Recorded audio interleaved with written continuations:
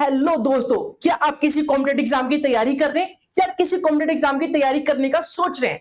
अगर आप किसी कॉम्पिटेटिव एग्जाम की तैयारी करने का सोच रहे हैं या करना चाहते हैं, या फिर आप फ्रेशर हैं जिसको कॉम्पिटेटिव एग्जाम के बारे में कुछ नहीं पता, स्पेशली सीजीएल के बारे में, क्योंकि एसएससी का सबसे टॉप लेवल का एग्जाम होता है सीजीएल।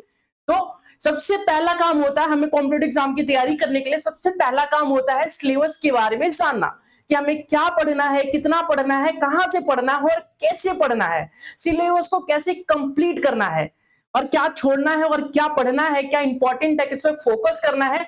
ये सारी चीजें सबसे पहले जाननी होती है, क्योंकि अगर हम किसी भी जंग के ऊपर जाते हैं, मान लीजिए हम किसी जंग पे जा रहे हैं, तो सबसे पहले हम अपना हथियार चुनते हैं और हथियार का ट्रेनिंग करते हैं, हथियार से लेके अपनी ट्रेनिंग करते हैं, प्रैक्टिस करते हैं।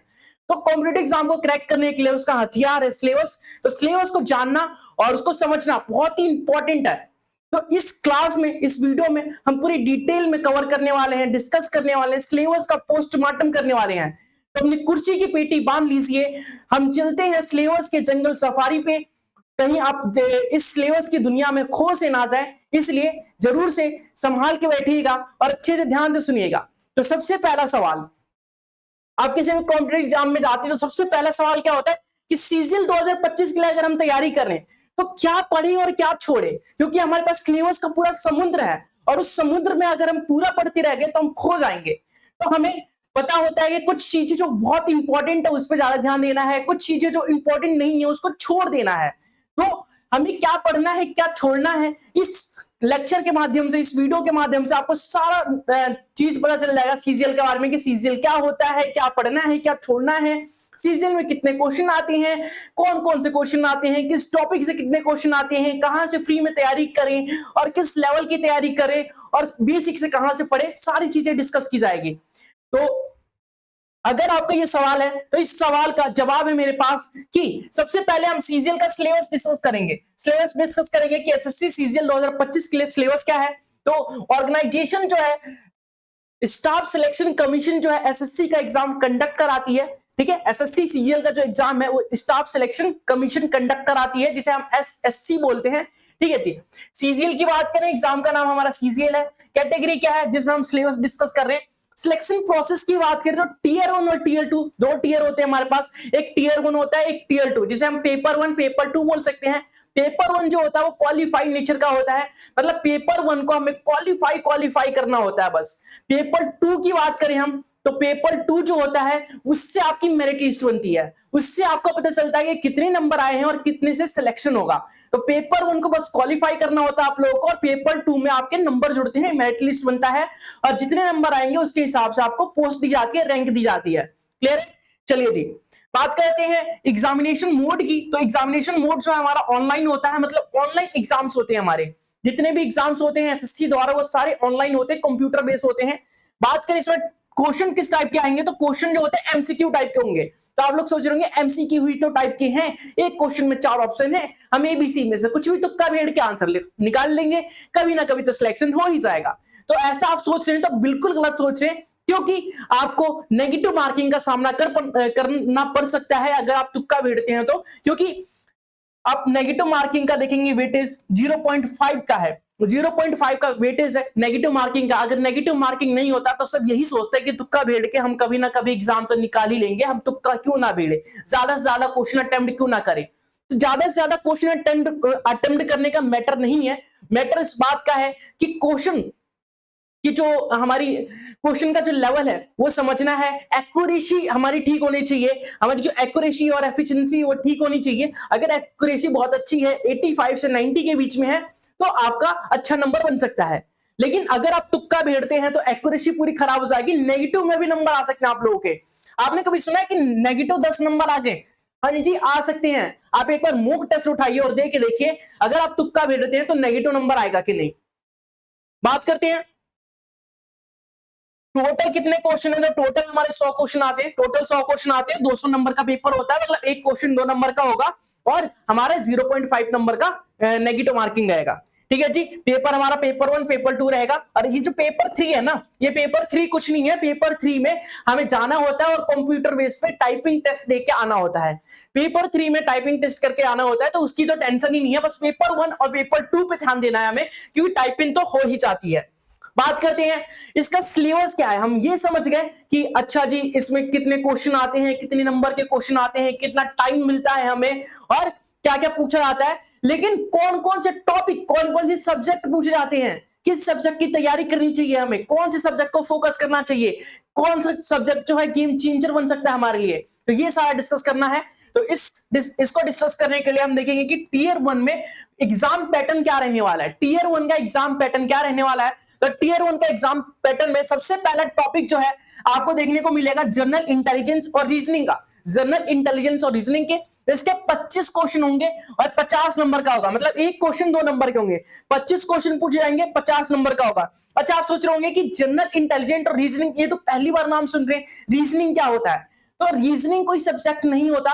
रीजनिंग, अगर आप कोई भी काम कर रहे हैं, रीजनिंग का मतलब होता है कि किसी भी काम के पीछे का लॉजिक क्या लग रहा है, किसी भी काम के पीछे का लॉजिक क्या लग रहा है। मैंने लिख दिया यहाँ पे ए बी सी, तो इसके पीछे लॉजिक क्या है, तो उसको हम रीजनिंग बोलते हैं। तो रीजनिंग ज्यादा मुश्किल नहीं है, आप ध्यान से पढ़ें तो आराम से रीजनिंग में 25 में से 25 क्वेश्चन कर सकते हैं और 50 नंबर आपके फिक्स हो सकते हैं। तो रीजनिंग में ज्यादा डरने की कोई जरूरत नहीं है। बात करते हैं अगले टॉपिक के, अगला सिलेबस का। तो अगला सब्जेक्ट जो है हमारा जनरल अवेयरनेस का होता है। जनरल अवेयरनेस से 25 क्वेश्चन पूछे जाते हैं, इसके भी 50 नंबर मिलते हैं। तो जनरल अवेयरनेस में कुछ भी पूछा जा सकता है आप लोगों से। उसमें करंट अफेयर भी पूछे जाते हैं कि करंट में क्या चल रहा है। इसमें हिस्ट्री भी आ जाता है, ज्योग्राफी भी आ जाता है, पॉलिटी भी आ जाता है, इकोनॉमिक्स भी आ जाता है। तो ये सारी चीजों को आपको टॉपिक को कवर करना पड़ेगा। बात करते हैं, फिर आता है हमारा क्वांटिटेटिव एप्टीट्यूड, मतलब मैथमेटिक्स। तो मैथमेटिक्स के 25 क्वेश्चन पूछे जाएंगे और 50 नंबर का पूरा 50 नंबर मिलेगा। हमें 25 क्वेश्चन पूछे जाएंगे मैथमेटिक्स के और 50 रहने वाले हैं। तो अगर आप मैथमेटिक्स का बेस क्लियर है आप लोगों को, तो इजीली आप मैथमेटिक्स में 25 में से 25 क्वेश्चन कर सकते हैं। अगर आपने क्लास 10th में, 11th में, 12th में मैथमेटिक्स पढ़ा है तो आपका बेस मजबूत होगा, ऐसी मैं उम्मीद करूंगा। तभी आपने 11th और 12th में मैथ पढ़ा है। उसके बाद आप यहां पे थोड़ी सी मेहनत करके मैथ में पूरे में से पूरे नंबर ले सकते हैं, थोड़ी सी मेहनत करके रीजनिंग में पूरे में से पूरे नंबर ले सकते हैं। ठीक है, अगर आप सोच रहे हैं कि मैंने तो मैथ बैकग्राउंड से नहीं पढ़ा, 11th 12th में मैथ नहीं पढ़ा, मैं तो आर्ट्स वाला हूं, तो मैं क्या करूंगा, तो कोई दिक्कत की बात नहीं है। आप यहाँ पे पहले इंट्रोडक्शन ले रहे हैं सिलेबस का, हम आपको मैथ कराएंगे, पूरा डिटेल में कराएंगे, बहुत अच्छे से कराएंगे, इतनी इंटरेस्टिंग वे में कराएंगे कि आप बोलेंगे वाह क्या मैथ है। ठीक है, चलिए जी, अगला हमारा सब्जेक्ट आएगा इंग्लिश का। तो इंग्लिश में आपके 25 क्वेश्चन रहेंगे और 50 नंबर के। तो टोटल क्वेश्चन की बात करें तो टोटल 100 क्वेश्चन रहेंगे हमारे और 200 नंबर का पेपर रहेगा। टाइम की बात करें तो टाइम अभी देखा था हमने, टाइम कितना लग रहा था हमें, 60 मिनट का टाइम मिल रहा था, मतलब 1 घंटे का टाइम है हमारे पास। तो 1 घंटे में आपको 100 क्वेश्चन करने पड़ेंगे। 1 घंटे में 100 क्वेश्चन करने पड़ेंगे। इसका मतलब क्या है कि एक क्वेश्चन को करने के लिए हमें 36 सेकंड का समय मिलेगा। बस एक क्वेश्चन को करने के लिए हमें 36 सेकंड का समय मिलेगा, मतलब एक क्वेश्चन को 36 सेकंड में करना पड़ेगा, तभी हम पूरे पेपर को अटेम्प्ट कर पाएंगे। तो हमारा टारगेट रहता है कि 30 सेकंड का एवरेज लेके चले कि 30 सेकंड में एक क्वेश्चन करने की कोशिश करें। एक दिन में नहीं होगा ये, 2 दिन में नहीं होगा, 3 दिन में नहीं होगा, प्रैक्टिस करते रहेंगे, कंसेप्ट पे पकड़ बनाते रहेंगे और जम के तैयारी करेंगे तो जरूर होगा। 36 सेकंड क्या, आप तो 20 सेकंड में कर सकते हैं। लोगों ने किया है, एग्जाम को क्रैक किया है, निकाला है, टॉप रैंक लेके आए हैं। जब उनसे हो सकता है तो आपसे क्यों नहीं हो सकता। चलिए आगे की बात करते हैं। बात करते हैं टीयर 2 में क्या पूछा जाएगा। टीयर 2 में कौन कौन से सब्जेक्ट रहेंगे, कितने क्वेश्चन रहेंगे। तो टीयर 2 में सब्जेक्ट वही रहेगा, जो टॉपिक्स है वही रहने वाले हैं, बस क्वेश्चन के नंबर बढ़ जाएंगे और जो उसका वेटेज है वो बढ़ जाएगा। जैसे देखिए हमने अभी मैथमेटिक्स पढ़ा था क्वांटिटेटिव एप्टीट्यूड में कि मैथमेटिक्स है, मैथमेटिक्स के पहले 30 क्वेश्चन पूछे जाते थे टीयर 1 में। अब टीयर 2 में टीयर 1 में हमारे 25 क्वेश्चन थे, टीयर 2 में 30 क्वेश्चन है। ठीक है, और मार्क्स कितने हैं, 90 नंबर का पेपर है। टीयर हमारा टीयर 1 है, टीयर 1 में हमने 25 क्वेश्चन देखे, टीयर 2 में 30 क्वेश्चन देखने को मिल रहा है हमें, टीयर 2 में 30 क्वेश्चन देखने को मिल रहा है। रीजनिंग और जनरल इंटेलिजेंस की बात करें, इसमें 30 क्वेश्चन होगा, आपके 90 नंबर का ये भी बन जाएगा। बात करें इंग्लिश लैंग्वेज की और कंप्रीहेंशन की, तो इसके 45 क्वेश्चन रहेंगे और ये 135 नंबर का होगा।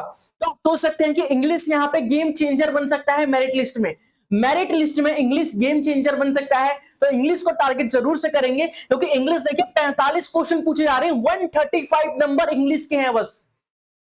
इंग्लिश में अगर आपने अच्छा कर लिया तो गेम चेंजर बन सकता है, वो आपकी अच्छी रैंक लाने में मदद कर सकता है। बात करें जनरल अवेयरनेस की, तो जनरल अवेयरनेस के 25 क्वेश्चन पूछे जाएंगे। पिछली बार भी 25 क्वेश्चन पूछे गए थे, 25 क्वेश्चन पूछे जाएंगे 75 नंबर के। फिर कंप्यूटर नॉलेज टेस्ट होगा आपका, 20 क्वेश्चन होंगे 60 नंबर का। फिर आपको एक डाटा एंट्री टेस्ट दिया जाएगा, जो पेपर 3 की बात कर रहा था मैं, पेपर 3 होगा।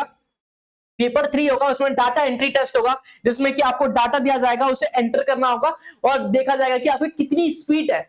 अगर आपको आप जॉब पे हैं, कभी कंप्यूटर पे काम करना पड़ गया, डाटा एंट्री करनी पड़ गई, तो आप क्या कर पाएंगे, करने के लायक हैं कि नहीं, आपको नॉलेज है कि नहीं, तो इसलिए ये चेक किया जाता है, ये टेस्ट लिया जाता है। फिर स्टैट्स में पूछा जाएगा आपको 100 क्वेश्चन 200 नंबर के। फिर जो जनरल स्टडी है जिसमें फाइनेंस और इकोनॉमिक्स के बारे में हम पढ़ेंगे, उसमें 100 क्वेश्चन रहेंगे 200 नंबर के।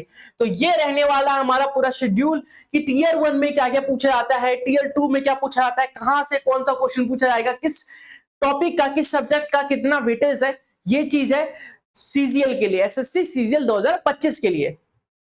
ठीक है जी। आप बोलेंगे इतना तो समझ में आ गया मुझे, इतना तो समझ में आ गया कि टीयर 1 में क्या पूछा जाएगा, टीयर 2 में क्या पूछा जाएगा, कौन से क्वेश्चन पूछे जाएंगे, कितने क्वेश्चन पूछे जाएंगे, कितने नंबर के होंगे, कितने समय में पूछे जाएंगे।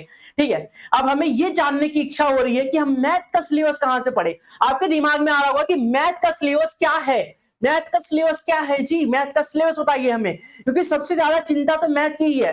आपने बताया इंग्लिश हो जाएगी, इंग्लिश हमें आता है, इंग्लिश कर लेंगे हम, रीजनिंग जो है वो कर लेंगे, थोड़ा पढ़ेंगे तो जनरल अवेयरनेस तो पढ़ना ही पड़ेगा।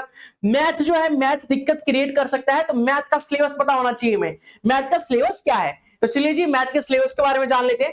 मैथ का सिलेबस क्या है, तो सबसे पहला टॉपिक आता है हमारा नंबर सिस्टम का। नंबर सिस्टम आप बचपन से पढ़ते आ रहे हैं, क्लास 6 से लेकर पढ़ते आ रहे हैं कि नंबर सिस्टम क्या होता है, नंबर कितने टाइप के होते हैं, नंबर को 2 कैटेगरी में डिवाइड किया है, रियल नंबर और कॉम्प्लेक्स नंबर। फिर रियल नंबर को 2 पार्ट्स में डिवाइड किया है, क्या क्या, रैशनल नंबर, इरेशनल नंबर। फिर रैशनल नंबर को बहुत सारे पार्ट में डिवाइड किया है, जिसमें होल नंबर आता है हमारा, इंटीजर्स आता है, कंपोजिट नंबर आता है, और क्या आता है, फ्रैक्शंस आते हैं। तो ये सारी चीजें जो है नंबर सिस्टम के अंतर्गत हम पढ़ते हैं। तो आप सभी को अगर क्लियर है नंबर सिस्टम तो बहुत अच्छी बात है, अगर नहीं है तो हम क्लियर करेंगे ना, नंबर सिस्टम के बारे में डिटेल में पढ़ेंगे। ऑड नंबर क्या होता है, इवन नंबर क्या होता है, प्राइम नंबर क्या होता है, को प्राइम नंबर क्या होता है, ट्विन प्राइम नंबर क्या होता है, ऐसे बहुत कुछ नए नए चीजें जानने को मिलेगी आप लोगों को, जो आप आज तक आप लोगों ने नहीं पढ़ा है, आपको जानने की जरूरत है उसे। क्लियर है। तो ये तो नंबर सिस्टम है। जैसे नंबर सिस्टम में ऐसा क्वेश्चन आ गया कि क्या सभी होल नंबर प्राइम नंबर होते हैं, या सभी होल नंबर नेचुरल नंबर होते हैं। क्या आपसे किसी ने पूछ लिया कि सभी होल नंबर नेचुरल नंबर होते हैं, तो क्या आप बोलेंगे यस या नो, बताइए कमेंट करके। नंबर सिस्टम में होल नंबर के बारे में पढ़ेंगे हम, decimal, fractions, relationship between the numbers. ठीक है, फिर आता है हमारा एचसीएफ और एलसीएम। एचसीएफ और एलसीएम जो बचपन से हम पढ़ते आ रहे हैं कि एचसीएफ क्या होता है, एलसीएम क्या होता है। एचसीएफ का मतलब होता है हाईएस्ट कॉमन फैक्टर, और एलसीएम का मतलब होता है लीस्ट कॉमन मल्टीपल। तो लीस्ट कॉमन मल्टीपल एलसीएम निकालना आता है आप लोगों को, एचसीएफ निकालना आता है, बहुत अच्छी बात है। यहाँ पे आगे आप पढ़ेंगे कॉम्पिटिटिव एग्जाम के लिए, आगे आप पढ़ेंगे कि दो नंबर्स और एचसीएफ और एलसीएम के बीच में क्या रिलेशन होता है। मान लीजिए पहला नंबर हमारे पास P है, दूसरा नंबर Q है, तो P इंटू Q जो होता है वो HCF इंटू LCM के बराबर होता है। ये आपने क्लास 10th में भी पढ़ा होगा, ये आपने क्लास 10th के चैप्टर फर्स्ट में, जिसमें हम नंबर सिस्टम बोलते हैं, उसमें आपने इजीली पढ़ा होगा। तो आई होप ये क्लियर होगा आप लोगों को, और इसके बारे में हम डिटेल में चर्चा करने वाले हैं। अभी तो फिलहाल हम ऊपर से देख रहे हैं कि क्या क्या अंदर की डिटेल पढ़नी पड़ेगी हमें, मोटा मोटा क्या क्या कवर करना है हमें। बात करते हैं अगले टॉपिक की। तो अगला टॉपिक हमारा सर्ट्स एंड इंडिसेस, जैसे हम घात और घातांक बोलते हैं। सर्ट्स एंड इंडिसेस जिसे हम घात और घातांक बोलते हैं। तो घात घातांक आप समझ नहीं पा रहे होंगे, तो घात घातांक का मतलब होता है कि आपको दे दिया गया अंडर द रूट 15 ये इनफाइनाइट तक चलता जा रहा है, तो आपको बताना है कि इसका सॉल्यूशन क्या होगा, इसकी वैल्यू क्या होगी। तो इस टाइप के क्वेश्चन कैसे करेंगे आप, या फिर आपको बोल दिया जाए 2 की पावर 6 की पावर 5, 2 की पावर 6, 6 की पावर 5, 5 की पावर 10, इसकी वैल्यू क्या होगी, इसकी वैल्यू बताइए। तो ये चीज आपको करना पड़ेगा घात और घातांक के अंदर। साथ ही साथ आपने क्लास 10th में पढ़ा, क्लास 9th में पढ़ा था कि a की पावर अगर m हो और इसकी पावर n हो तो इसको क्या करते हैं, पावर हमारा मल्टीप्लाई हो जाता है। अगर a की पावर m है और अपॉन में है a की पावर n तो इसमें पावर का डिफरेंस ले लिया जाता है। अगर a की पावर m है हमारे पास और a की पावर n है, इनटू में है, तो पावर का समेशन ले लिया जाता है। ऐसी बहुत सारी चीजें आपने पढ़ी होगी जो सर्ट्स एंड इंडिसेस के अंदर आती है, जो बड़े बड़े क्वेश्चन को, सिंप्लीफिकेशन के क्वेश्चन को, बड़े बड़े सिंप्लीफिकेशन के क्वेश्चन को सॉल्व करने में मदद करती है। और ये सारी चीजें अगर क्लियर है आप लोगों को तो सर्ट्स एंड इंडिसेस जो है इजीली आप कर सकेंगे। मान लीजिए आपको बोल दिया जाए कि √15 प्लस √15 प्लस √15 प्लस √15 की वैल्यू क्या होगी, ये बताइए, तो ये कैसे करेंगे। या फिर आपको एक क्वेश्चन दे दिया जाए कि 1/2 into 4 plus 1/4 into 8 plus 1/8 into 16, ऐसे इनफाइनाइट तक चल रहा है, तो इसका समेशन कैसे निकालेंगे। तो ऐसी बहुत सारी चीजें हम सीखने वाले हैं सर्ट्स एंड इंडिसेस के अंदर, ठीक है जी। फिर आता है अलजेब्रिक आइडेंटिटीज, जो आप बचपन से पढ़ते आ रहे हैं, जो आप बचपन से पढ़ते आ रहे हैं, और इसके फॉर्मूले तो आप फेमस फॉर्मूले हैं जो आप कभी भूल ही नहीं सकते, जैसे a प्लस बी का होल स्क्वायर। मोदी जी ने भी फेमस किया था कि a प्लस बी का whole square, a square plus b square for 2ab। ये 2 एक्स्ट्रा ab कहां से आया, तो उसकी बात नहीं कर रहे हम, मजाक मजाक अलग बात है, और हम सीरियस पढ़ रहे हैं अभी।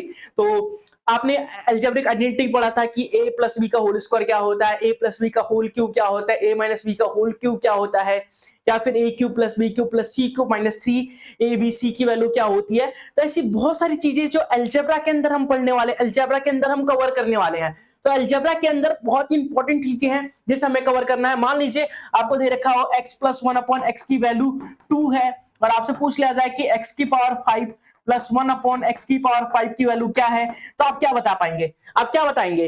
तो ये सारी चीजें जो है आप लोगों को अलजेब्रिक आइडेंटिटी में पढ़ने को मिलेगा, अलजेब्रा के अंदर पढ़ने को मिलेगा, जिसमें बहुत सारे फॉर्मूले देखने को मिलेंगे, जिसमें बहुत सारे फॉर्मूले को याद करना पड़ेगा आप लोगों को। और मैं आपको रटने के लिए नहीं बोल रहा कि फॉर्मूले रटिए, आप क्वेश्चन को इतनी बार प्रैक्टिस करिए, इतनी बार प्रैक्टिस करिए कि आपके जुबान पर चढ़ जाए formula.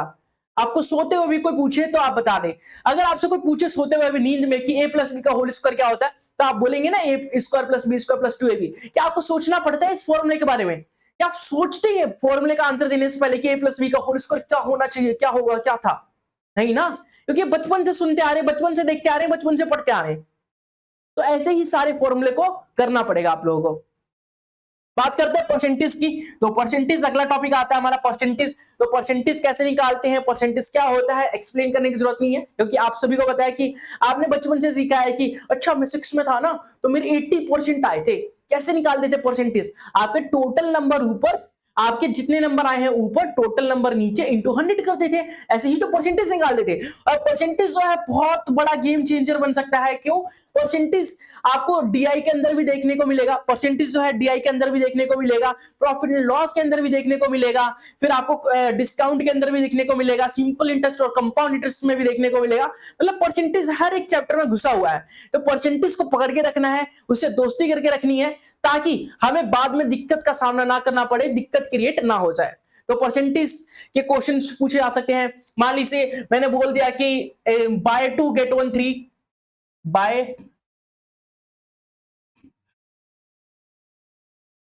Bye 2 get 3, buy 2 get 3 बोल दिया मैंने। तो मैं पूछ रहा हूं कि कितने परसेंट का डिस्काउंट है, तो आप क्या बोलेंगे, कितने परसेंट का डिस्काउंट है।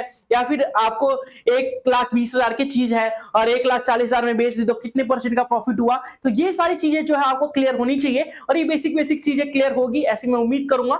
आगे बढ़ेंगे, अगला टॉपिक है हमारा प्रॉफिट एंड लॉस।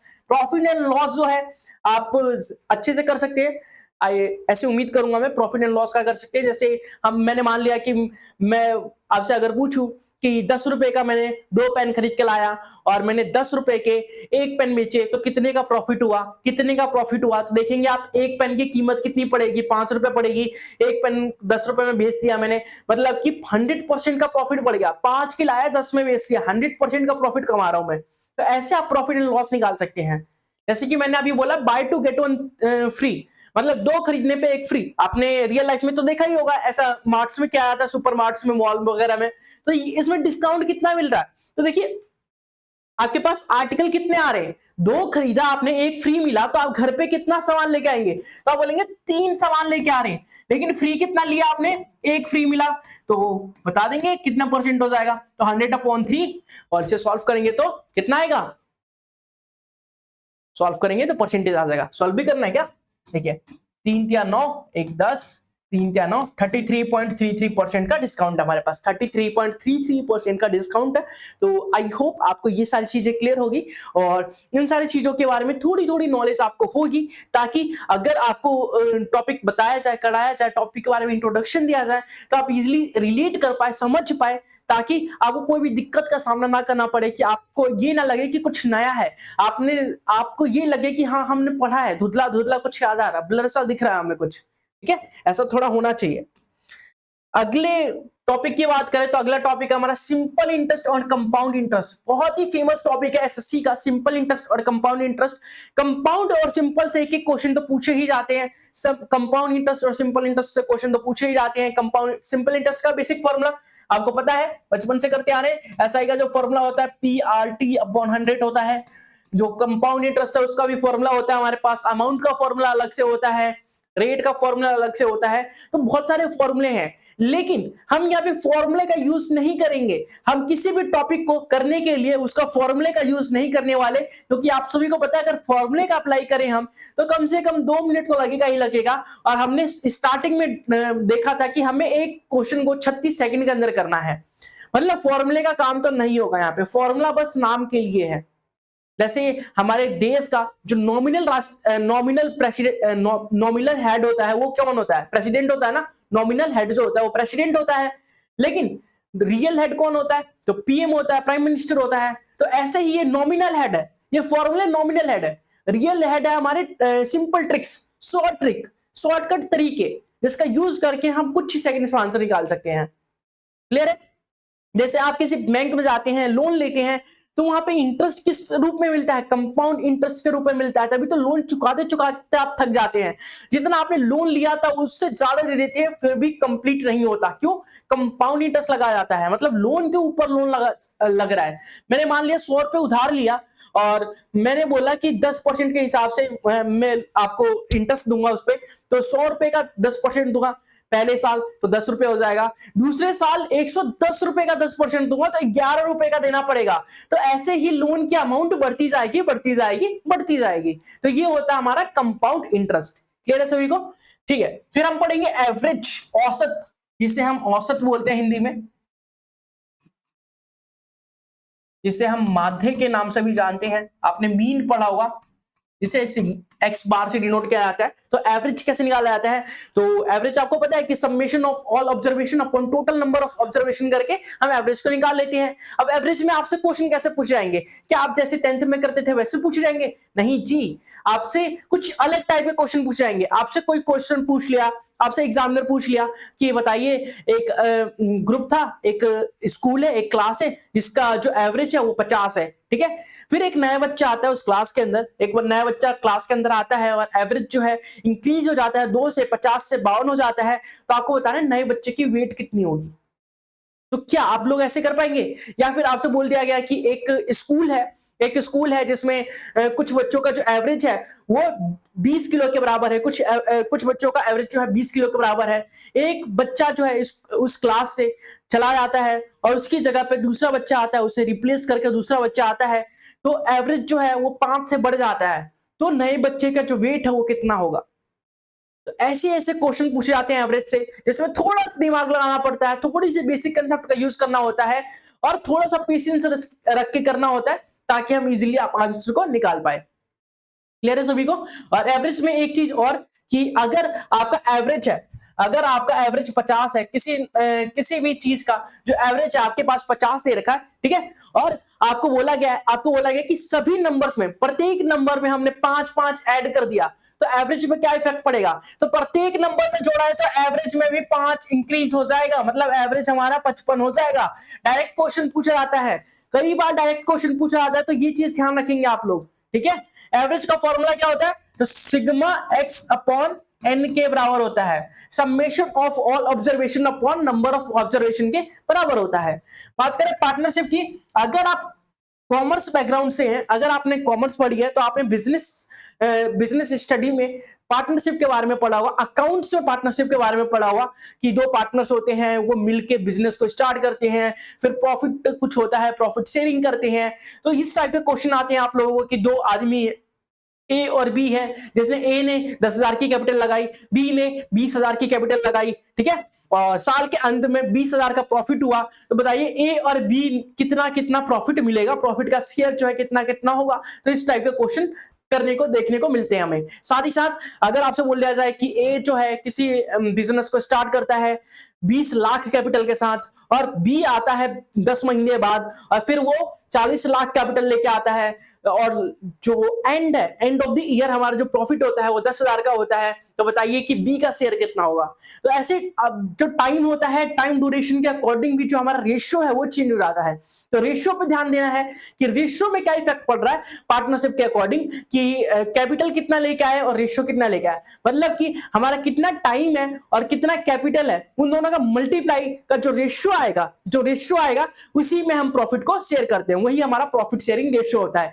कैपिटल के रेशियो में ही हम प्रॉफिट शेयरिंग करते हैं, और कैपिटल का रेशियो अगर टाइम नहीं दिया तो कैपिटल का रेशियो होता है। जैसे मान लीजिए ए ने 10,000 रुपए इन्वेस्ट किया, बी ने 20,000 रुपए इन्वेस्ट किया, तो कैपिटल शेयरिंग का रेशियो अगर देखा जाए तो यहां पे देखिए 1:2 आ रहा है, 4 जीरो से 4 जीरो कट गया, 1:2 आ रहा है। टाइम की बात नहीं की गई है, तो अगर टाइम की बात की जाती कि ए जो है वो पूरे 1 साल के लिए इन्वेस्ट कर रहा है, लेकिन बी जो है वो 5 महीने बाद इन्वेस्ट कर रहा है, 5 महीने ए के इन्वेस्ट करने से 5 महीने बाद इन्वेस्ट कर रहा है, मतलब बी जो है 7 महीने के लिए इन्वेस्ट कर रहा है और ये जो है ये 12 महीने के लिए इन्वेस्ट कर रहा है। तो देखिए 4 जीरो से 4 जीरो कट गया, ये 12, 2 काटेंगे 6, तो 6:7 हो जाएगा। यहाँ पे रेशियो चेंज हो जा रहा है, तो टाइम के अकॉर्डिंग भी रेशियो चेंज हो जाता है, तो इस चीजों का ध्यान रखेंगे आप लोग ताकि आपसे कोई भी गलती ना हो।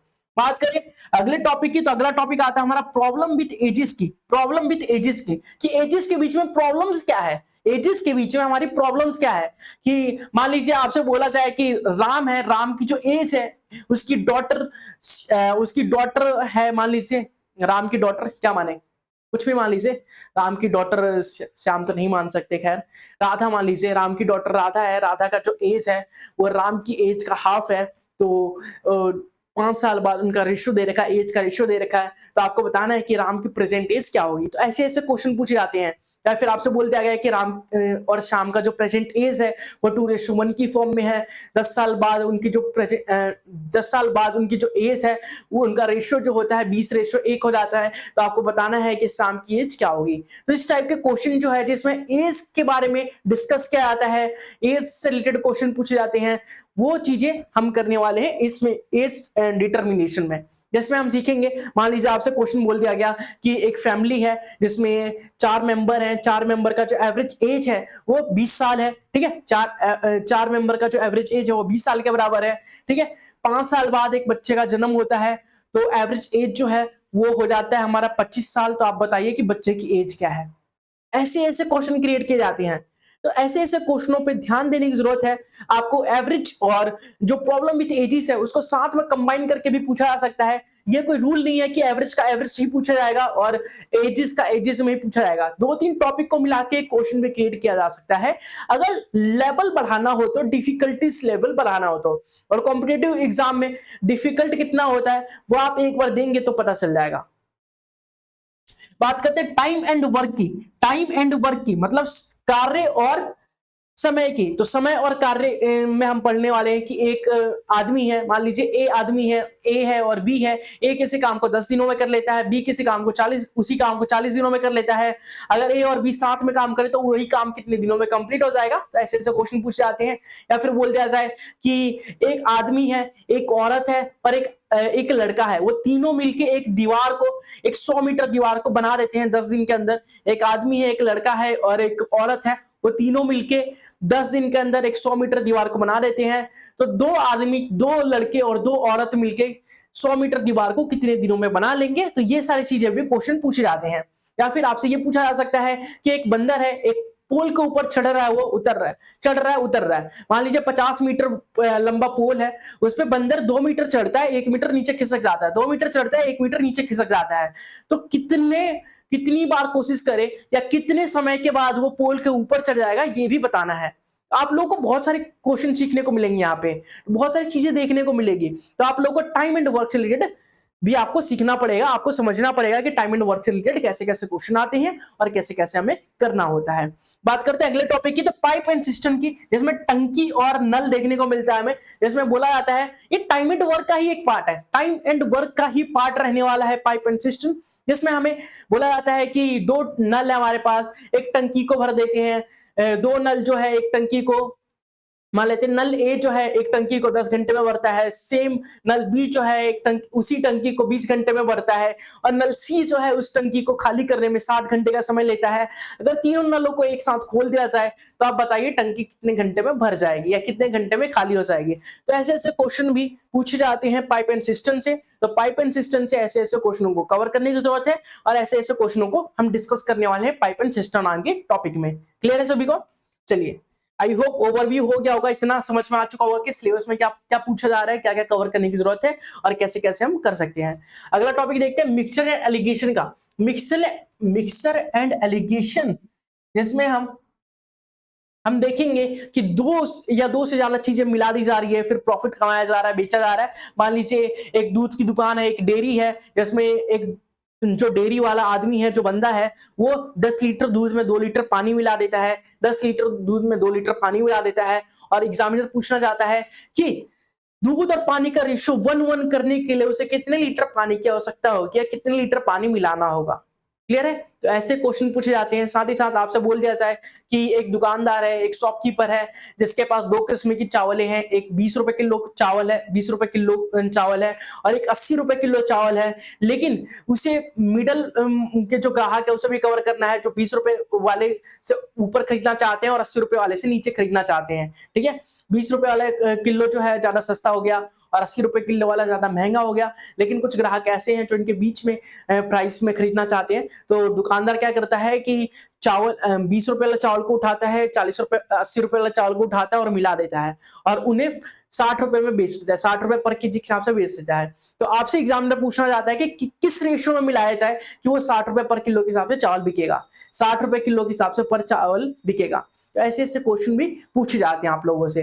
तो ऐसे ऐसे क्वेश्चन क्लियर होने चाहिए आप लोगों को, और ऐसे ऐसे क्वेश्चन हम डिस्कस करने वाले हैं मिक्सचर एलिगेशन के अंदर। ज्यादातर हम किसी अलॉय में मिलाएंगे, कॉपर जिंक का रेशियो देखेंगे, मिल्क और वाटर का रेशियो देखेंगे, फिर राइस का रेशियो देखेंगे। हम एक राइस को एक वैरायटी का राइस है दूसरी वैरायटी के राइस में मिक्स किया जा रहा है, या फिर हम टी का रेशियो देखेंगे कि एक टी जो है दूसरी टी में मिक्स किया जा रहा है, फिर तीसरी जो टी की वैरायटी आती है उसे 20% प्रॉफिट में बेचा जा रहा है, तो किस रेशियो में बेचना चाहिए। तो ऐसी सारी चीजों का डिस्कस करेंगे हम मिक्सचर एंड एलिगेशन के अंदर। बात करते हैं अगले टॉपिक की। तो अगला टॉपिक आता है हमारे पास डिस्टेंस, टाइम और स्पीड की। डिस्टेंस और टाइम और स्पीड की। तो डिस्टेंस, टाइम और स्पीड का एक बहुत ही फेमस फॉर्मूला है जो आपको पता है, बच्चे को पता है। डिस्टेंस का जो फॉर्मूला होता है, स्पीड का जो फॉर्मूला होता है वो डिस्टेंस अपॉन टाइम के बराबर होता है। इस टॉपिक में ये चीजें आपको पता होना चाहिए कि स्पीड जो होता है डिस्टेंस अपॉन टाइम के बराबर होता है। अच्छा, इसमें कौन कौन से क्वेश्चन पूछे जाते हैं, कैसे कैसे क्वेश्चन पूछे जाते हैं। तो मान लीजिए डिस्टेंस, स्पीड और टाइम में आपसे पूछ लिया गया कि एक ट्रेन है दूसरी ट्रेन को क्रॉस कर रही है। एक ट्रेन की लेंथ 50 मीटर है, दूसरी ट्रेन की लेंथ 100 मीटर है। ये 50 किलोमीटर के हिसाब से चल रही है और एक 100 किलोमीटर पर आवर के हिसाब से चल रही है। दोनों एक दूसरे को क्रॉस कर रही है, तो कितने समय में एक दूसरे को क्रॉस कर लेगी। साथ ही साथ बोल दिया जाए कि एक प्लेटफॉर्म है 500 मीटर लंबा और 1000 मीटर लंबी ट्रेन है। अगर ट्रेन की जो स्पीड है वो 20 किलोमीटर पर आवर की है, तो उस प्लेटफॉर्म को क्रॉस करने में कितना समय लेगी।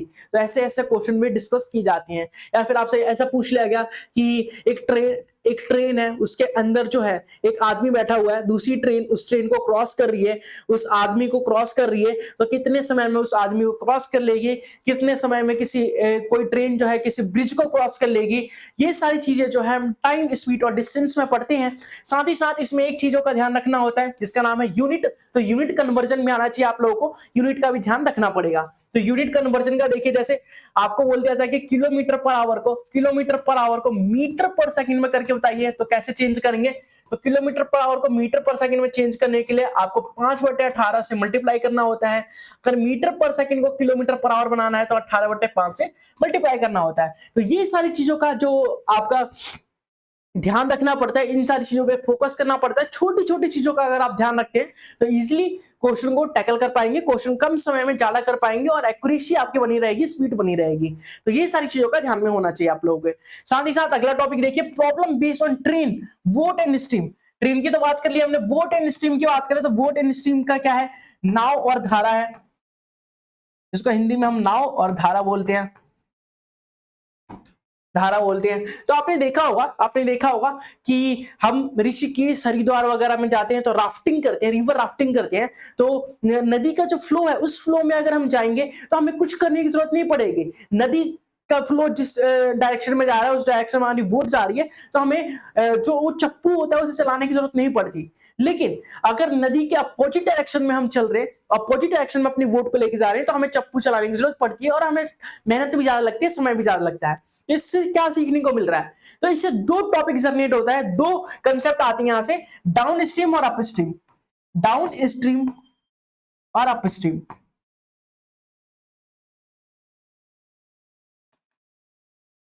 तो ये डाउन स्ट्रीम और अप स्ट्रीम क्या है, डाउन स्ट्रीम का मतलब है कि जिस डायरेक्शन में करंट चल रही है, जिस डायरेक्शन में स्ट्रीम चल रही है, उसी डायरेक्शन में हमारी वोट चल रही है। वोट की डायरेक्शन और स्ट्रीम के डायरेक्शन अगर सेम हो तो उसे हम डाउन स्ट्रीम बोलते हैं, जिसमें वोट की स्पीड और स्ट्रीम की स्पीड का समेशन लेता है, जिसमें वोट की स्पीड और स्ट्रीम की जो स्पीड है उसका समेशन हो जाता है, वो होता है हमारा डाउन स्ट्रीम। और बात करें अप स्ट्रीम की, तो अप स्ट्रीम का मतलब है कि स्ट्रीम तो इस डायरेक्शन में जा रही है और वोट हमारी इस डायरेक्शन में जा रही है, मतलब दोनों अपोजिट डायरेक्शन में जा रहे हैं। स्ट्रीम और वोट का जो डायरेक्शन है वो अपोजिट डायरेक्शन है, जिसे हम अप स्ट्रीम के नाम से जानते हैं, ठीक है। और उसमें स्पीड का डिफरेंस लिया जाता है। अच्छा, याद कैसे रहेगा, तो अप स्ट्रीम मान लीजिए हम एक पहाड़ पे चढ़ रहे हैं, एक ये पहाड़ है हमारे पास, अप स्ट्रीम मतलब अप मतलब ऊपर की तरफ चल रहे हैं, तो ऊपर ज्यादा मेहनत लगेगी ना, तो डिफरेंस लिया जाएगा। और डाउन स्ट्रीम मतलब नीचे की तरफ आ रहे हैं, ऊपर से नीचे की तरफ आ रहे हैं, तो ज्यादा मेहनत करने की जरूरत ही नहीं है, ठीक है। तो समेशन लिया जाएगा।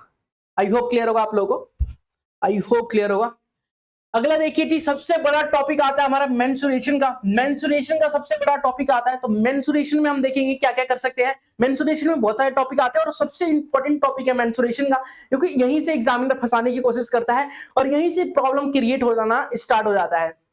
मेंसुरेशन का जो टॉपिक है उसमें समय ज्यादा लग सकता है आप लोगों का, और एक्यूरेसी पे ध्यान देनी पड़ेगी आप लोगों को, स्पीड पे ध्यान देनी पड़ेगी और फोकस करके क्वेश्चन को करना पड़ेगा, नहीं तो छोटी सी गलती आपके पूरे क्वेश्चन को खा सकती है, पूरे क्वेश्चन को डुबा सकती है। तो मेंसुरेशन में हम देखेंगे सर्कल और कोड्स के बारे में, कि सर्कल क्या होता है, उसके ऊपर टेंजेंट होता है वो क्या होता है, सिकेंड क्या होता है, सर्कल से रिलेटेड थ्योरम्स कौन कौन सी है, फॉर्मूले कौन कौन से हैं, एंगल्स कैसे निकाला जाता है, रेडियस कैसे निकाला जाता है, टेंजेंट की लेंथ कैसे निकाली जाती है, ये सारी चीजें डिस्कस करेंगे। टेंजेंट क्या होता है, तो टेंजेंट का मतलब होता है सर्कल को एक लाइन जो है एक पॉइंट पे टच करके निकलते हैं उसे टेंजेंट बोलते हैं, अगर दो पॉइंट से कट करके निकले तो उसे सीकेंट बोलते हैं। तो ये सारी चीजें आपको क्लियर होनी चाहिए, ठीक है। फिर एंगल देखेंगे, कोड्स जो एंगल बनाते हैं, मान लीजिए एक सर्कल है हमारे पास, यहाँ पे सेंटर है, यहाँ पे कोड, दो कोड है हमारे पास, एक ये कोड है, एक ये कोड, तो ये वाला एंगल है, तो ये वाला एंगल कैसे निकालेंगे हम, या फिर ये वाला जो पार्ट है, ये वाला जो पार्ट देख रहे हैं आप जो कोड से बना हुआ है उसको हम सेक्टर बोलते हैं, तो सेक्टर का एरिया कैसे निकालते हैं, या फिर सेकेंड का एरिया कैसे निकालते हैं, लेंथ ऑफ द आर्क कैसे निकालते हैं। तो ये सारी चीजें जो है हम मेंसुरेशन के अंदर डिस्कस करने वाले हैं। कॉमन टेंजेंट क्या होता है, एक से ज्यादा सर्कल हो तो क्या करेंगे, फिर ट्रायंगल के बारे में डिस्कस करेंगे हम कि ट्रायंगल क्या होता है, ट्रायंगल कितने टाइप्स के होते हैं, ट्रायंगल का एरिया कैसे निकालते हैं हम, इक्विलेटरल ट्रायंगल का एरिया क्या होता है, अगर आइसोसेलेस ट्रायंगल हो जिसकी सारी आइसोसेलेस ट्रायंगल हो तो उसका एरिया क्या होगा, स्केलर ट्रायंगल हो जिसकी सारी साइड जो है वो अनइक्वल हो तो उसका एरिया कैसे निकाल सकते हैं। तो क्लास 9 में हमने पढ़ा था हीरोन्स फॉर्मूला, हीरोन्स फॉर्मूले का यूज करके हम स्केलर ट्रायंगल का यूज करते हैं, स्केलर ट्रायंगल का एरिया निकालते हैं।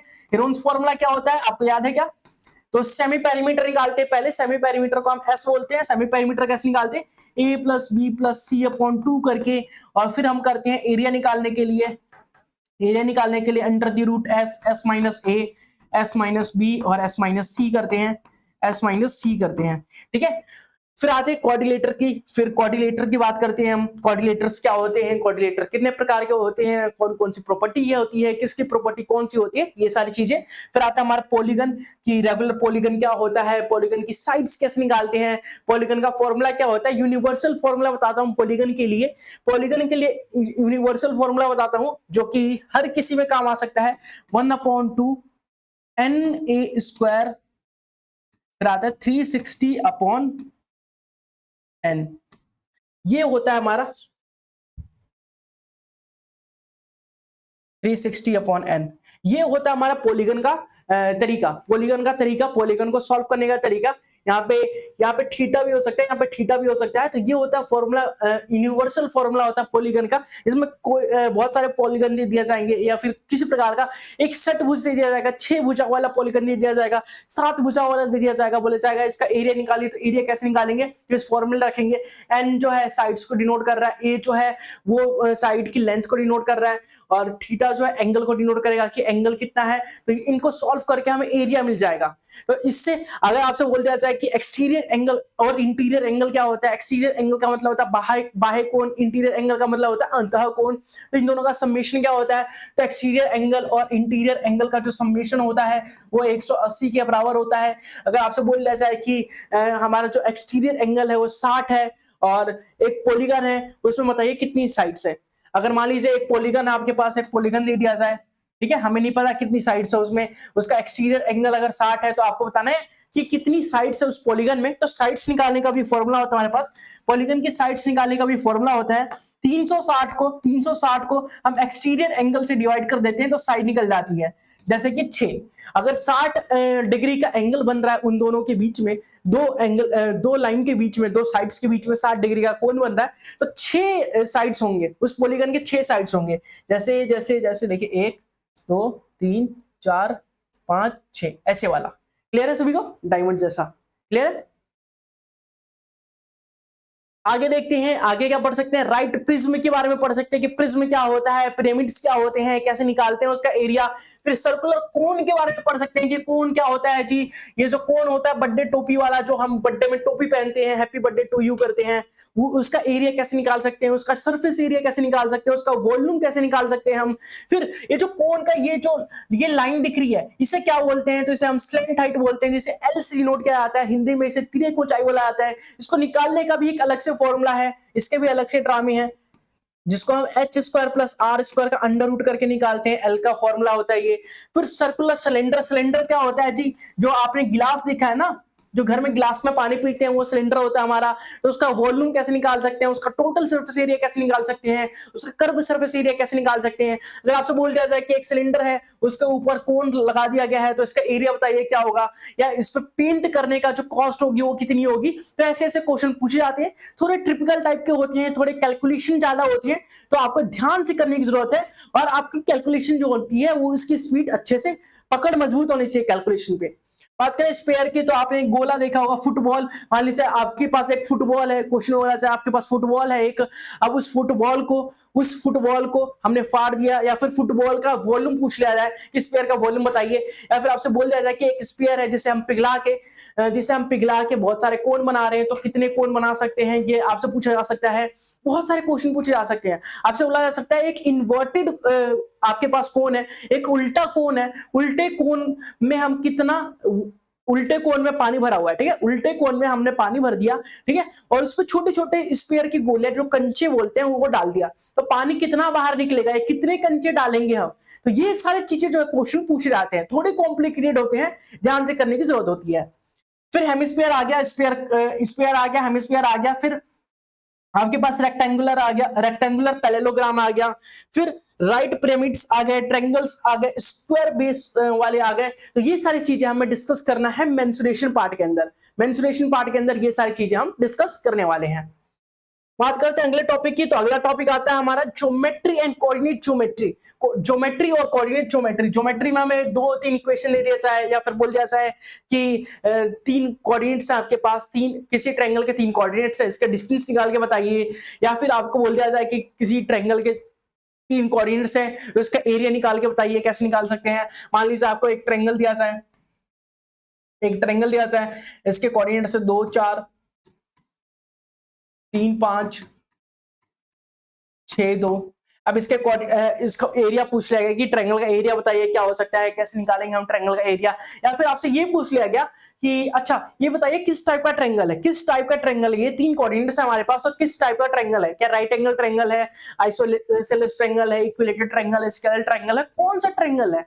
तो ये सारी चीजें जो है हम इसके अंदर सीखने वाले हैं। साथ ही साथ आपको डिस्टेंस फॉर्मूले के बारे में सीखना पड़ेगा, इक्वी डिस्टेंस का कंसेप्ट सीखना पड़ेगा कि 2 पॉइंट्स आपके पास, वो तीसरे पॉइंट से इक्वी डिस्टेंस है, मतलब उसका डिस्टेंस इक्वल है, तो डिस्टेंस फॉर्मूला कैसे लगाएंगे हम। फिर कोलिनियर का कंसेप्ट सीखना पड़ेगा, आपको लाइंस के बारे में सीखनी पड़ेगी कि लाइंस हमारी 3 टाइप की होती है, इंटरसेक्टिंग लाइंस होती है, पैरेलल लाइंस होती है, कोइंसिडेंट लाइन होती है, उसका रेशियो क्या होता है, उसके रेशियो को कैसे कंपेयर किया जाता है, किस में कितने सॉल्यूशन निकलते हैं। जैसे जो हमारी इंटरसेक्टिंग लाइंस होती है उसमें यूनिक सॉल्यूशन निकलता है या फिर एक सॉल्यूशन निकलता है।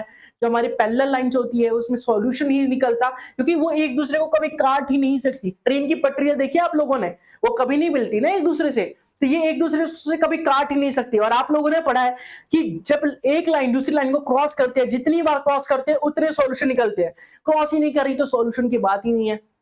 इंटरसेक्टिंग में ये एक पॉइंट पर कट कर रही है इसलिए एक सॉल्यूशन निकलता है। और बात करें कोइंसिडेंट लाइन में, जिसमें एक के ऊपर एक लाइन होती है, एक के ऊपर एक लाइन होती है, उसे कोइंसिडेंट लाइन बोला जाता है, तो उसमें इनफाइनाइटली मेनी सॉल्यूशंस निकलते हैं। क्लियर है सभी को, क्लियर है सभी को।